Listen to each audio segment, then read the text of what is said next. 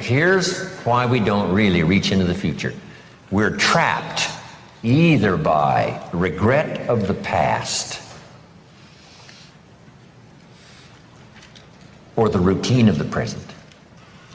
So busy with the routine of the present, we don't give much thought to designing the future.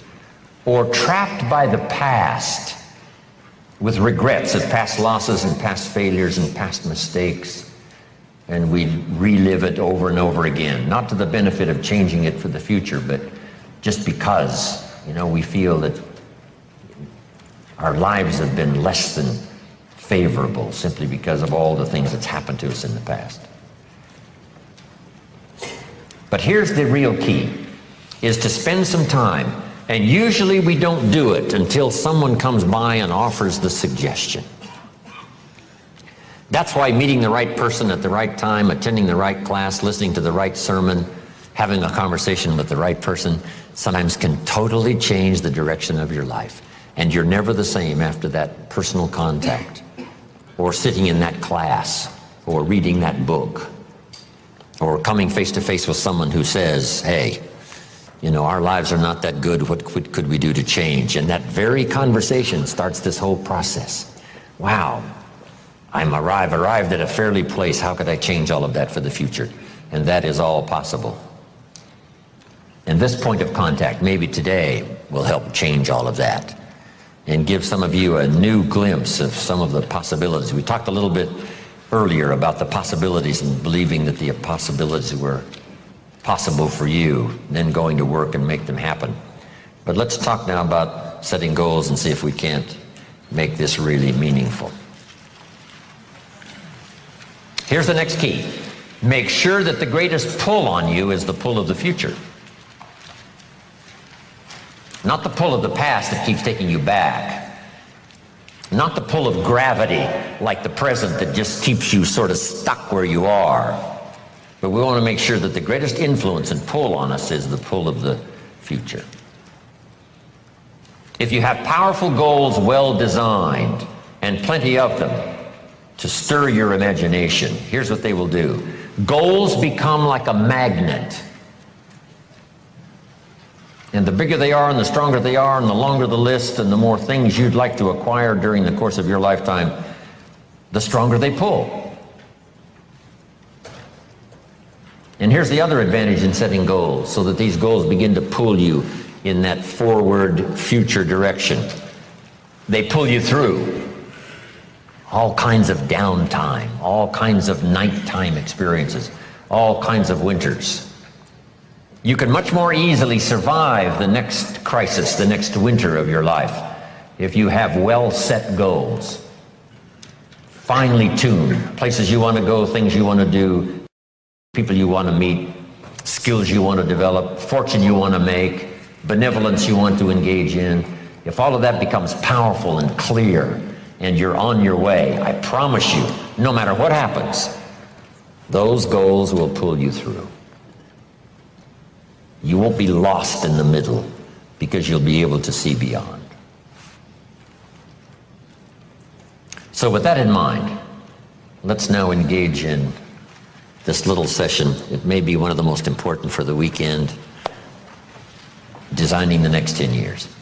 I want you to take a fresh piece of paper, or at least put a title up on one page and call it Goals Workshop. And in this Goals Workshop, I'm going to ask a series of questions, and I want you to write down the question first and then do the exercise. Okay? Write down the question first and then do the exercise.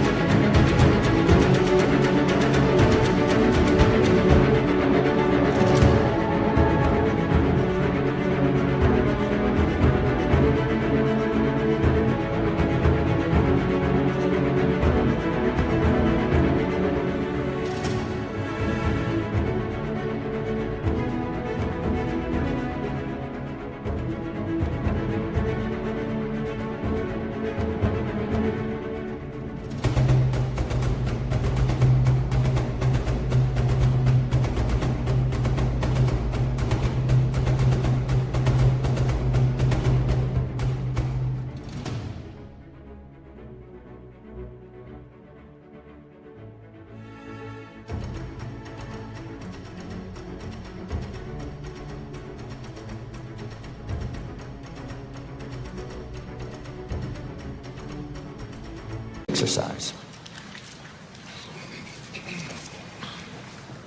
If you're ready to go, say, let's go.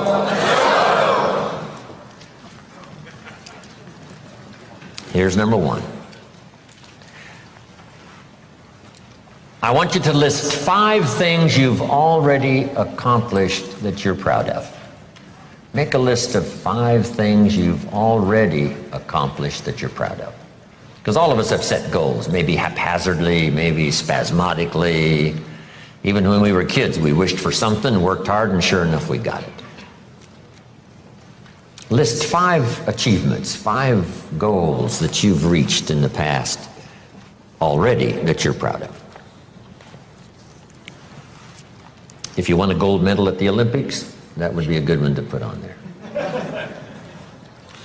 Whatever you've accomplished, just a list of 5 things.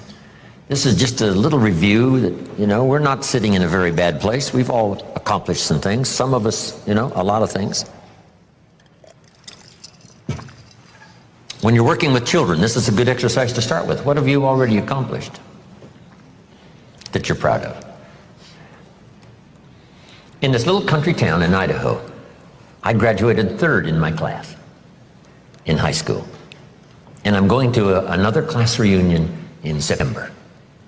I graduated in 1949, 3rd in my class. I was pretty proud of that. Because I wasn't the smartest kid in the world. But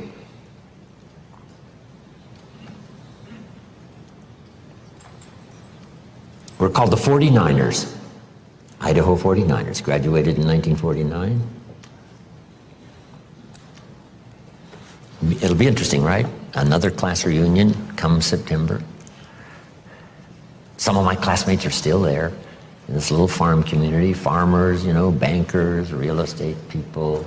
It's a great group. 5 things you've already accomplished that you're proud of. Wish we had time here to go over everybody's list of 5. I'm sure on some of you we'd be really impressed.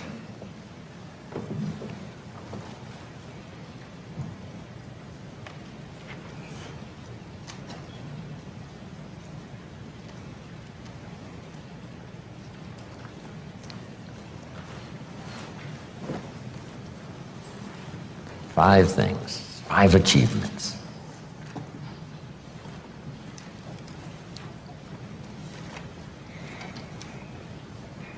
So this list of 5 now proves, right, that you already know how to set goals. Maybe not as intensely as we're going to work on now, but you've already done it. You've already said, hey, this is it for me, I'm going for it, and sure enough, you did. Okay, here's what's next now. I want you to make a list. What are the 50 most important things you can think of that you want to accomplish and have in the next 10 years. So just put at the top of this now, my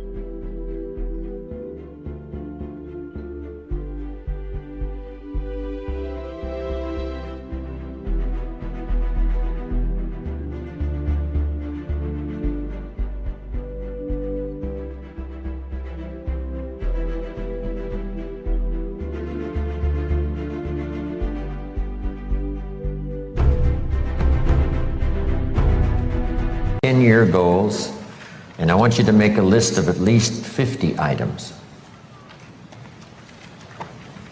Little things, big things, and it doesn't matter what they are. Now this list does not mean the list of the things you think you can acquire. This is a list of the things you want. You just let your mind run free. A list of 50 items that would really do it for you in the next 10 years. If you had this, if you went to these places and met these people, and if you had these skills and these investments, education for your children, all the rest of it. So I want you to take the time now